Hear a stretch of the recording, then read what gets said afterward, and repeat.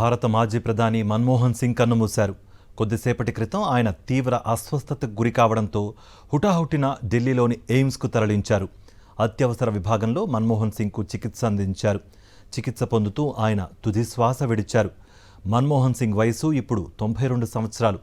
మన్మోహన్ సింగ్ అస్తమయం వార్త తెలియగానే యావత్ దేశం దిగ్భ్రాంతికి గురైంది. పలువురు రాజకీయ ప్రముఖులు ఆయన మృతి పట్ల సంతాపం తెలిపారు.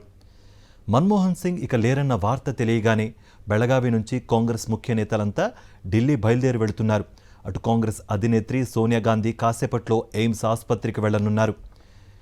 1932 సెప్టెంబర్ 26లో పంజాబ్లోని ఓ కోహ్లీ కుటుంబంలో జన్మించారు మన్మోహన్ సింగ్. పంజాబ్ యూనివర్సిటీలో BA, MAలో టాపర్గా నిలిచారు. ఆ తర్వాత కేంబ్రిడ్జ్లో విద్యాభ్యాసం చేశారు. ఆక్స్ఫర్డ్ యూనివర్సిటీలో DPhil చేశారు. 1958లో గురుశరణ్ కౌర్ను పెళ్లి చేసుకున్న ఆయనకు 3 కుమార్తెలు.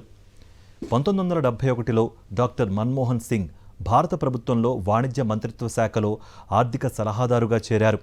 ఆ తర్వాత 1972లో ఆర్థిక మంత్రిత్వ శాఖలో ప్రధాన ఆర్థిక సలహాదారుగా నియమితులయ్యారు.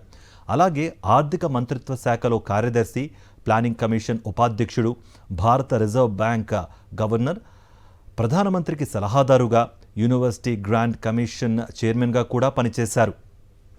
తొలి నుంచి కాంగ్రెస్ పార్టీలో క్రియాశీలకంగా వ్యవహరించారు మన్మోహన్ సింగ్. 1991లో అప్పటి ప్రధానమంత్రి PV నరసింహారావు కేబినెట్లో ఆర్థిక మంత్రిగా బాధ్యతలు స్వీకరించారు. అప్పటికి ఏ సభలో సభ్యుడు కాని ఆయన్ను అస్సాం నుంచి రాజ్యసభకు నామినేట్ చేసింది కాంగ్రెస్ పార్టీ. PV నేతృత్వంలో మన్మోహన్ సింగ్ విత్తమంత్రిగా పనిచేసేటప్పుడే దేశంలో ఆర్థిక సంస్కరణలు వచ్చాయి. లిబరైజేషన్, ప్రైవేటైజేషన్, గ్లోబలైజేషన్ సంస్కరణల రూపశిల్పిగా మన్మోహన్ సింగ్ ఘనత సాధించారు. ఆ తర్వాత 1995 నుంచి 2013 వరకు వరుసగా 5 సార్లు అస్సాం నుంచే రాజ్యసభ సభ్యుడిగా నామినేట్ అయ్యారు మన్మోహన్ సింగ్. 1998 నుంచి 2004 వరకు బీజేపీ అధికారంలో ఉన్నప్పుడు రాజ్యసభలో ప్రతిపక్ష నాయకుడిగా ఉన్నారు. 1999లో దక్షిణ ఢిల్లీ నుంచి లోక్సభకు పోటీ చేసి ఓడిపోయారు మన్మోహన్. 2004 నుంచి 2014 మధ్య కాంగ్రెస్ నేతృత్వంలోని UPA హయాంలో 10 ఏళ్ల పాటు ప్రధానమంత్రిగా పనిచేశారు మన్మోహన్.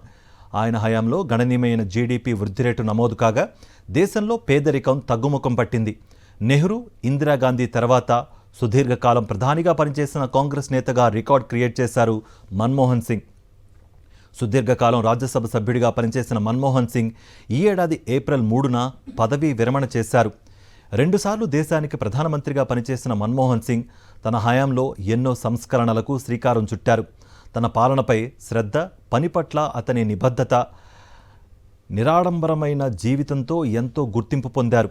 మాజీ ప్రధాని PV నరసింహారావు ప్రభుత్వం చేపట్టిన ఆర్థిక సంస్కరణల్లో RBI గవర్నర్ హోదాలో మన్మోహన్ సింగ్ కీలక పాత్ర పోషించారు. మన్మోహన్ సింగ్ హయాంలో గణనీయమైన GDP వృద్ధి రేటు నమోదు కాగా దేశంలో పేదరికం తగ్గుముఖం పట్టింది. డాక్టర్ మన్మోహన్ సింగ్ నిరాడంబర జీవితం గడుపుతున్నారు. ఆయన ప్రజాసేవ జీవితంలో అనేక పురస్కారాలు, గౌరవాలు వరించాయి. 1987లో భారతదేశ 2వ అత్యున్నత పౌర పురస్కారం అయిన పద్మవిభూషణ్తో మన్మోహన్ను భారత ప్రభుత్వం సత్కరించుకోగా 1995లో జవహర్లాల్ నెహ్రూ జయంతి శతాబ్ది పురస్కారం ఆయన్ను వరించింది. 1993-94 సంవత్సరానికి Asia money award for finance ministry of the year award అందుకున్నారాయన. తాజా సమాచారం మా ప్రతినిధి వెంకటేష్ అందిస్తారు. వెంకటేష్. భారత మాజీ ప్రధాని మన్మోహన్ సింగ్ కన్నుమూశారు. ఈరోజు రాత్రి 9:51 కన్నుమూసినట్లు ఎయిమ్స్ ఆసుపత్రి కొద్దిసేపటి కిందట అధికారిక ప్రకటన విడుదల చేసింది. ప్రధానంగా వృద్ధాప్య సంబంధమైనటువంటి అనారోగ్య సమస్యల కారణంగా ఈ రోజు ఆయన ఈ ఎయిమ్స్ ఆసుపత్రిలో చేరారు. రాత్రి 8:06 సమయంలో ఎయిమ్స్ లోని మెడికల్ ఎమర్జెన్సీ విభాగంలో తీసుకొచ్చారు. సో ఆ సమయంలో ఆయనకు చికిత్స అందజేశారు. సో ఆ చికిత్స అందజేసినటువంటి క్రమంలోనే ఆయన చికిత్సకు ఆయన కోలుకోలేదు. 9:51 ఆయన తుది శ్వాస విడిచినట్టుగా ఈరోజు ఎయిమ్స్ కొద్దిసేపటి కిందట అధికారిక ప్రకటన విడుదల చేసింది. సో దాంతో భారత మాజీ ప్రధాని మన్మోహన్ సింగ్ 9:51 కన్నుమూసినట్లుగా అధికారికంగా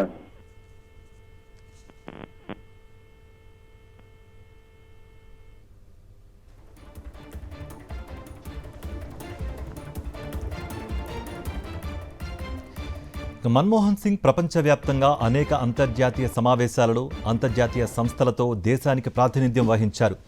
1993లో commonwealth heads of government meeting, 1993లో వాయనాడ్లో జరిగిన ప్రపంచ హ్యూమన్ రైట్స్ కాన్ఫరెన్స్కు ఆయన నాయకత్వం వహించారు.